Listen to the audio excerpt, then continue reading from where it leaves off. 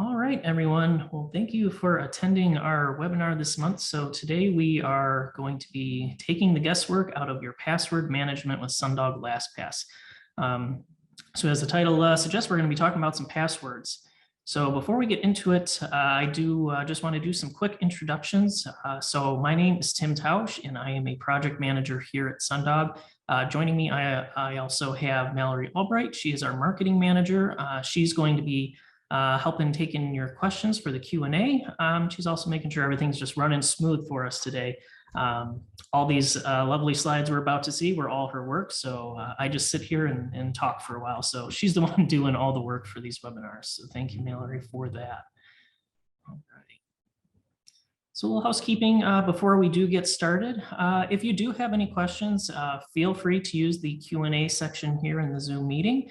Just go ahead and put your questions in there. Mallory's going to be monitoring that throughout the course of this webinar, and she will be interrupting me as needed to answer any questions that you may have. We are recording this webinar, so if you want to save it, review it, and maybe share it with your team later on, that will be available.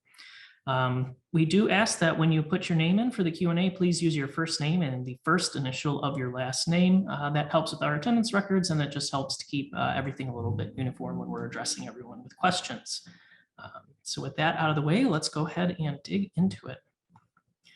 So as the title suggests, we're talking about passwords today. So mainly password managers.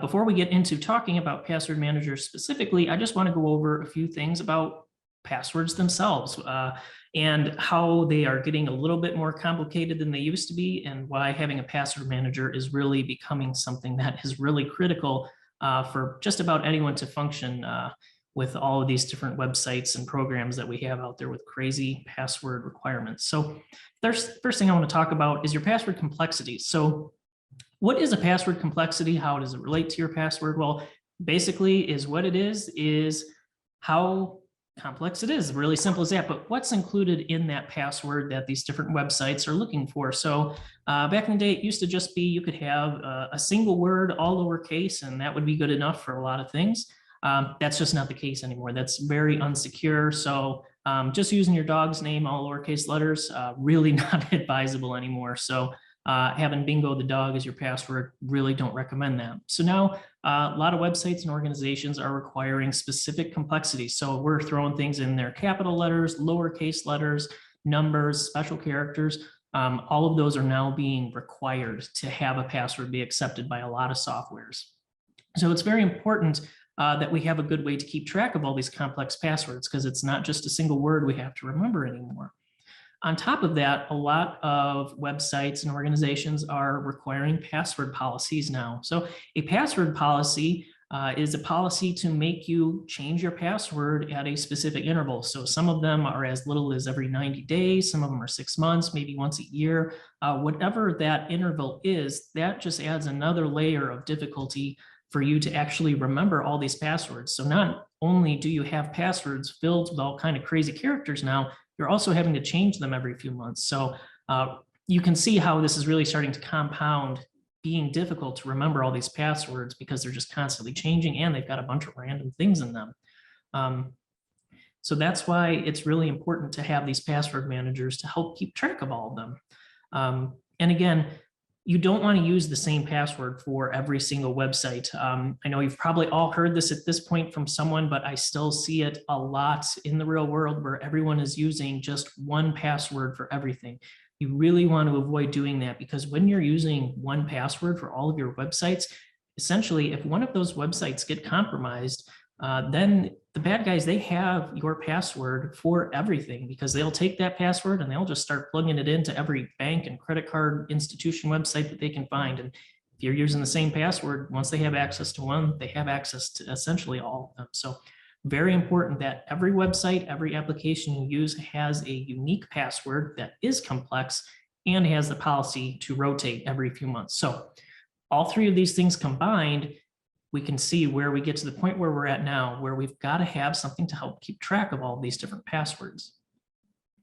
So again, why do we need the password manager? It's hard to remember all those different passwords.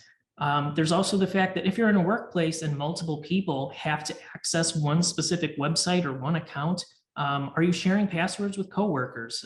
Because that's something that is generally advised against. So you don't want a bunch of people in the office knowing the same password for a specific application. So one of the neat things that Password Manager is going to help you do is do secure password sharing. And we'll go over that a little bit later in the demo. That's a very neat feature. So the last thing is where you're saving your passwords could be a security hazard. So one thing that I see all the time is when we connect to somebody's workstation, I get on their desktop, and there will be a spreadsheet sitting right there in the middle of the desktop called passwords. That is one of the biggest no-nos in password management. And I know there's so many of you out there. I was, back in the day, even guilty of it myself with my personal password. So the reason we don't want to do that is if someone were to compromise your computer, get on your workstation, the first thing they're going to see is that file name passwords. They're going to grab it, copy it off. Then they've got all of your info. So if you take away one thing from this webinar, if you're one of those people that has one of those random notepad or Excel files sitting on your computer with all your passwords in it, please take those passwords, get them out of there, put them somewhere safe, and remove them from your computer in that format, because that is very insecure. And I've seen a lot of people get compromised that way just because it's so easy to grab that file and go. You're basically just kind of packaging it up and handing it over to the bad guys at that point. Now, what you could do with your passwords, now back in the day, a lot of people, including myself, I would just write them down on a notebook, keep the notebook somewhere safe. In reality, that's more safe than just having them saved to a file on your desktop, because if you have a piece of paper, if you lock it in your desk at home, that's actually fairly secure, but the trade-off is that is extremely not convenient to use because it's on a piece of paper locked in your desk at home. So every time you need a password, you got to go home and lock the desk, pull the paper out. So although that's secure because it's in your house, someone would have to physically break into your house and steal that paper. It's darn near unusable. So that's an extremely inconvenient way to store your passwords. So from there we go, well, how do we get the security, but also have the usability? So that brings us into password managers.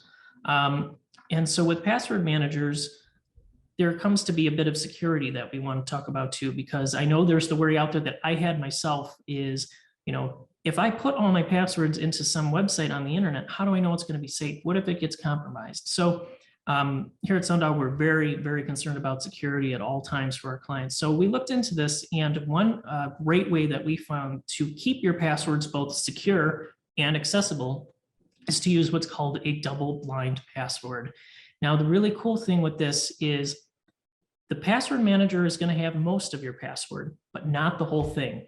But it's going to be extremely easy for you to remember and to be able to get into your website. So how does this work? So essentially, when you enter passwords for sensitive accounts, so double-blind passwords are great for websites that have secure, sensitive things like bank account information, health information, if it's something for work with proprietary info, any kind of website or account you're accessing that's going to have really critical info or sensitive info like that, I highly recommend using a double-blind password.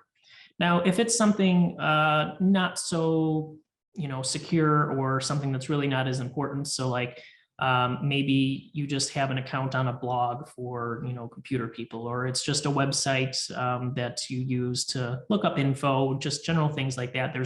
If there's no credit card info on there, there's no personal info on there, you might not have to use a double-blind password for those ones, but I do highly recommend it for anything with sensitive info.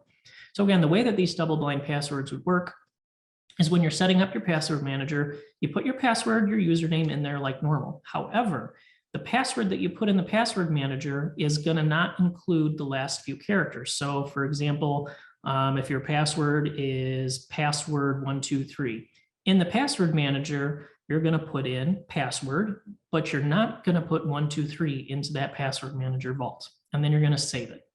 So what that does is even if your password manager gets compromised, bad guys out there, hackers out there, that they're not going to have access to that because it's not going to be in your password manager anywhere. It's only going to be in your mind. And since it's only a few characters, it's going to be pretty easy for you to still remember. So Password manager is going to autofill 95% of the password with the long, complex, crazy characters that it has. And then at the end, you just type 1, 2, 3, and then you're going to be able to log into your website securely. And then you don't have to worry about, that password manager. If it gets compromised, they still don't have your password. So it really gives you the best of both worlds. You got the usability and you got the security. So again,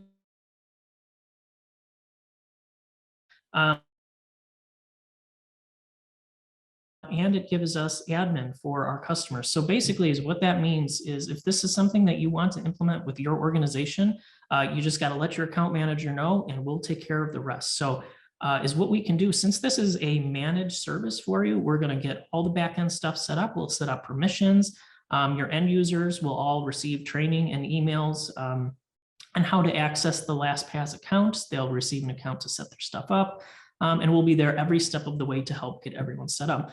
And the nice thing about this being a managed service with Sundog as well is if for some reason somebody loses their master password, which is the password that you use to log into your vault, we can reset that for you. And you really don't have to go through this crazy, long, painful process of trying to contact support with LastPass or any other password manager you may be using. So just give us a call, and we'll reset your password for you. And I do want to say too, so at no time do any of our engineers or staff have access to your passwords.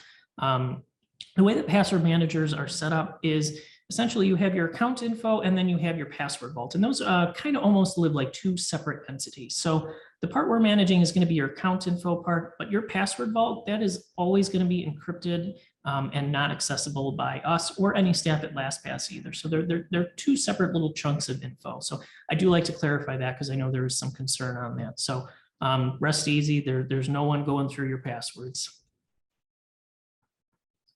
Here. So when it comes to training for the LastPass, there are lots of resources available either through Sundog or from LastPass directly. They have lots of videos online. There are some shorter ones that are just quick 15-minute run-throughs that'll show you all the ins and outs at a high level.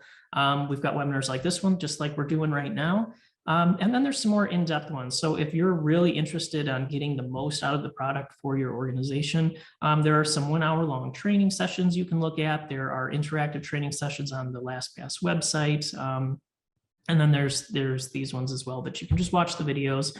And it shows all the different things it does because it's so much more than just a password manager. It has features for storing info, secure notes. It's got a secure notepad, which I'm going to show in the demo here in a few minutes. It's pretty cool. You can organize things into different folders. You can have your bank info. You can have virtual insurance cards, virtual health insurance stuff, all kinds of really, really cool stuff that you can drop in there. Basically, any kind of document that you need to be accessible and secure, you can put in there. So there's a lot of really cool things with that. Again, and we offer training as well. So there's always lots of options for you to educate yourself and the rest of your team members. Let's get the slide there. So how do you get started with LastPass through Sundog? So essentially, your users are going to receive an email from our staff. So after you've started the process of contacting your account manager, they're going to get that all set up for you. An engineer is going to set up all the backend stuff, so you don't have to worry about that. Then once it's time to start deploying it to your users, everyone is going to receive an email that kind of looks like what you see pictured. It's going to say, hi, welcome to LastPass. Your company's been set up. They click a link there. And that's going to take them to set up their master password. Now, what is a master password? That is the last password you're going to have to remember. So as the name indicates with LastPass, it's the last one you need. So this is going to have to be a fairly complex password because this is what's going to give you access to your password vault. So for something like this, I recommend using something like Password or like what you see listed here as an example. I personally really like using sentences for passwords because they are long, they contain uppercase, they contain lowercase, spaces, special characters if you're using the proper punctuation. So for example, if you use the sentence, I really like using extremely complicated passwords, exclamation point.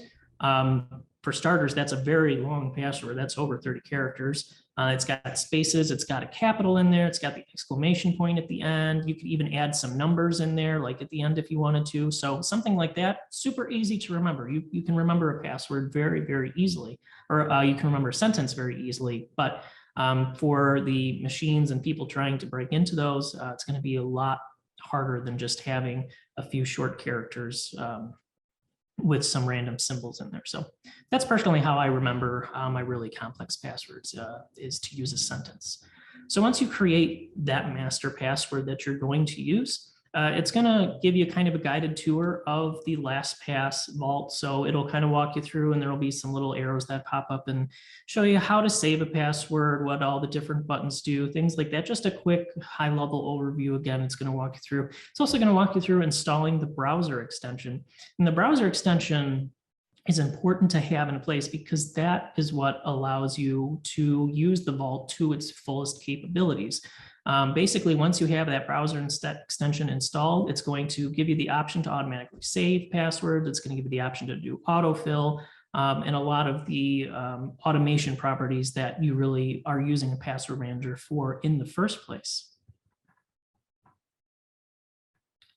So again, here's a quick overview. Sorry about that. So here's a quick overview here again of the things that you're going to see, and then I'm going to jump into my demo here right after this slide. So you're going to see things like folders. You can have those for personal, professional, and you can even subdivide those for like different departments or different projects you might be working on, just however it makes most sense to you. You're going to see all the passwords in your vault. You'll have the option to automatically add them, manually add them, which I'm going to walk you through here in just a moment. And then it's just going to have some other things on showing you how to save your passwords and how to change them.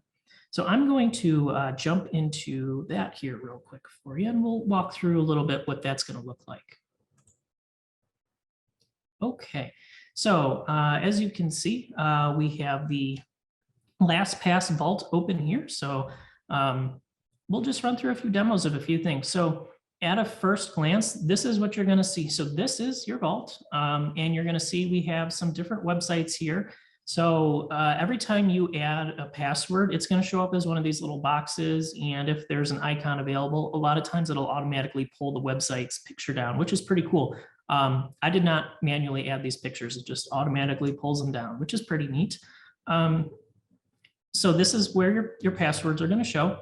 And the cool thing is you can also make folders to store them in and to organize them. So for example, if you go down here to the start button plus here, we can click on add a new folder. We can name it, my new folder. And we can save that. So now we can see that there's a my new folder down here. And it's really simple to just move things from one folder to the next. We just click on it, drag it, and drop it. So now we moved it to the next folder. So again, this could be really useful for like if you want to separate personal websites from work websites or different projects, different things, whatever makes sense to you. Now, how do you use this to open a website? Well, that is super simple. So for example, we'll look at the O'Reilly one. So this website here, I don't have any sensitive info. I don't save my credit card info in there. It's just a website that I use to look at parts. So if I were to click on this, click on launch, it's going to pull it up for me. Goes right to the website, and it takes me, signs me in already, and boom, that's it. I didn't have to enter a password. I didn't have to do anything. It's all there for me. So I can just start browsing through looking for some parts for my car. Super simple. So that's how the auto sign-in works. Again, the auto sign-in, I typically, myself, I use for the less sensitive websites that are not going to have things like my bank info or health info, things like that. Anything with my credit card on it, I typically don't do. So that brings us back to the double blind password. So websites, when you're using the double blind password to log in, so for example, my iPass here, that's got my credit card on it. So I'm not going to want that to automatically log in because I'm going to add my double blind characters at the end. So the way those work, I'm going to right click on it, go to URL. Now, the difference with this one and the last one you'll notice is it takes me to the website. It fills in the username and the password, but it doesn't automatically click on the sign me in as it did with the O'Reilly website. So with this one is what I'm going to do now is the password's mostly there, and I'm going to add my secret characters on the end manually. and then we'll click on sign in. And so boom, there we go. So now I've signed in. All I had to do was type in a couple extra characters, and it brought me to my iPass account, which is a secure account because it's got my credit card for my iPass in there. So that's how the double blind passwords work. So it's really 2 extra seconds, and it gives you a lot more security. So some other features that you're going to have on here are going to be some things like, as I mentioned, you can have all kinds of things. So you can have secure notes. So if you just want to make, you know, a note to yourself. So my secure note.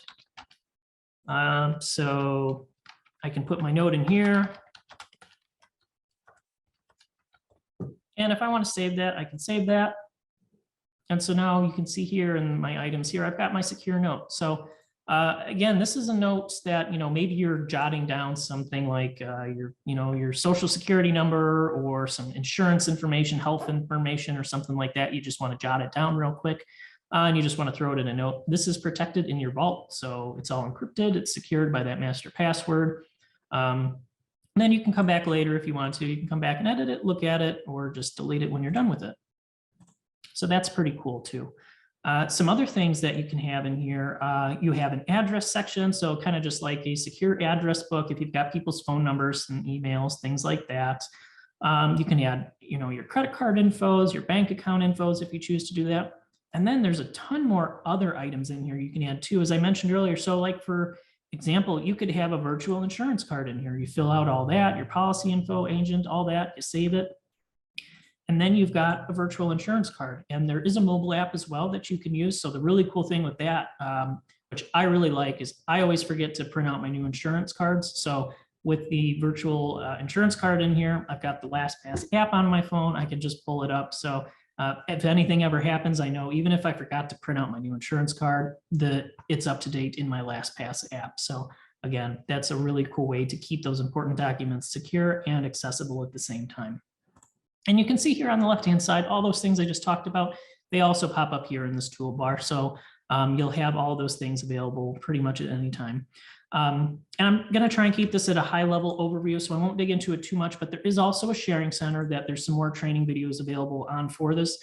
Essentially, basically, is what this is you can share passwords with other people in your organization without them being able to see the password. So basically what that means is if you need some other team members to be able to sign into the same website as you using your account, you can share the password with them, and you can share it in a use only mode, which means that they can click on the launch button. So for example, they will have it here. They can click on the launch button to go to the website, but they will not have the option to view the password, which is really, really cool. So you can share that with your team members. You can share entire folders like that.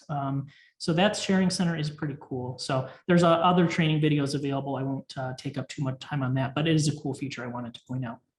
So one other thing about the LastPass and signing into this with your master password, I do want to point out is one thing that we do require for all of our clients that are using LastPass is you do have to use 2FA in order to log into your vault. So when you go to sign in, not only are you going to enter that password, that master password, you're also going to have to use that 2FA code. So you'll get that code on your phone, either using your Duo app or your Microsoft Authenticator, Google Authenticator, any of those good reputable authenticator apps. That gives you that extra layer of security. So even if someone gets the master password, they still got to get through your MFA. So, and then even if somehow they get through all that, then we're using our double blind password. So even if they get through all those layers of security, they get through everything, they get through all that crazy encryption, we're using double blind passwords. So even if they get that password, we're still safe because they don't have the full password. So again, that's how we came up to address any concerns with that kind of stuff happening. Let me see here. So adding your passwords, there's 2 ways you can do that. You can either do it manually or you can do it automatically.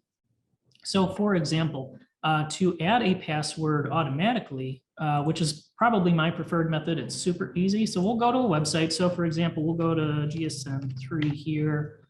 We'll go to the website and I'll go to sign in. Now, note, I have not saved this into my LastPass yet, so I'm going to go ahead and sign in here.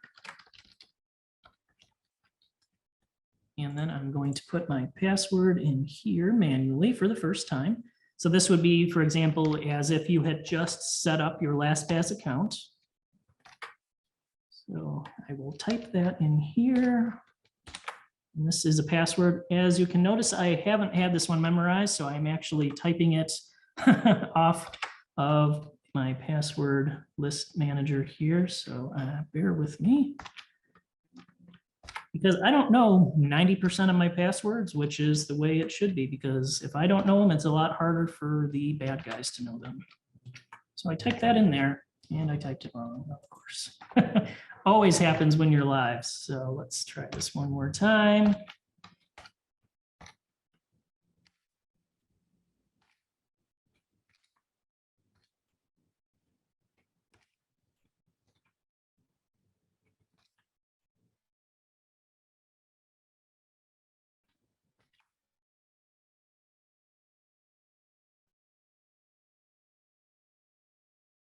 And we got this pop-up from LastPass here. So anytime you log into a website for the first time, once you set up your LastPass, you're going to get these pop-ups that says, do you want to add this to LastPass? So yes, I do. I'm going to click on add password. You'll see we got added to your vault, got the green checkbox. So now that's all I have to do. The really cool thing is now, so let's see if I go and sign out of this, close that, close that. If I go up here to my LastPass, we can see it dropped into my folder here. So the only thing I got to do from here on out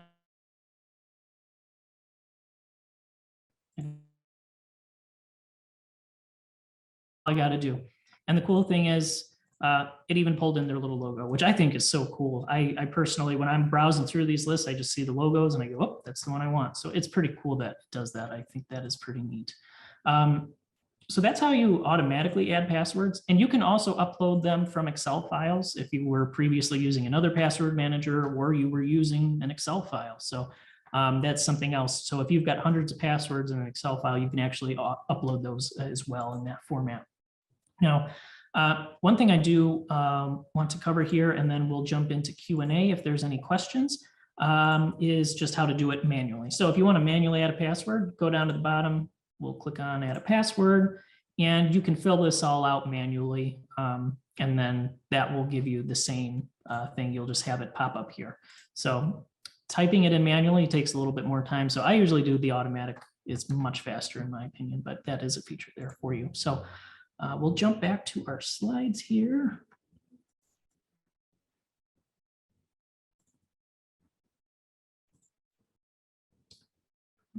Okay. All righty, so that is about it for all I had to cover for today. Again, just wanted to give everyone a high-level overview of what LastPass is, what password managers are, and what they can do for you. So at this time, if anyone has any questions, I can go ahead and address them now. At the moment, we don't have any. If you have a question, go ahead and throw it in the Q&A at the bottom of your screen.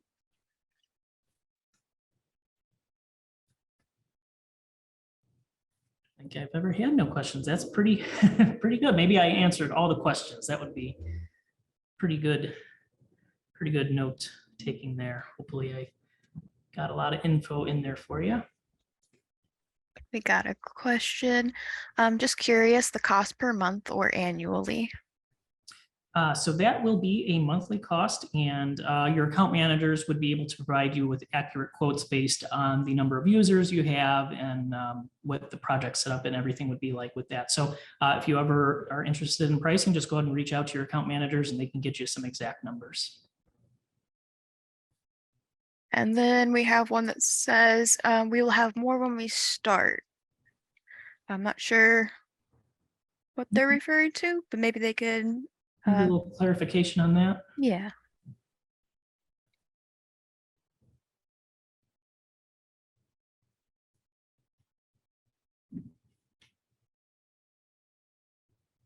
And again, while we're seeing if there's any other questions. So again, we do have all of our social media channels listed here. So you can find us on pretty much any platform you may have an account in there, or Twitter, Facebook, LinkedIn, you name it. I know there's a lot of stuff that's always popping up on my LinkedIn feed that Mallory's putting out there for us. So all kinds of little tech tips and stuff as well. So if you're ever interested, we have tech tip videos that are quick little 2-minute snippets that come out fairly frequently. So lots of other info out there. If you liked this webinar, a lot of similar content available.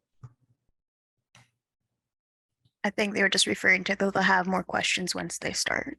Gotcha. Yep. And again, your engineers, our engineers here will always be able to help you if you ever have questions with anything. So, so what we're here for. So, you know, once you're set up with it, it's not like we set it and forget it. We're here for you 24/7. So if you ever have questions, don't be afraid to reach out. All right. Perfect. Well, that is it for today. So if there were no more questions, I think we'll go ahead and close out the webinar. And thanks again, everyone, for attending. Have a great afternoon.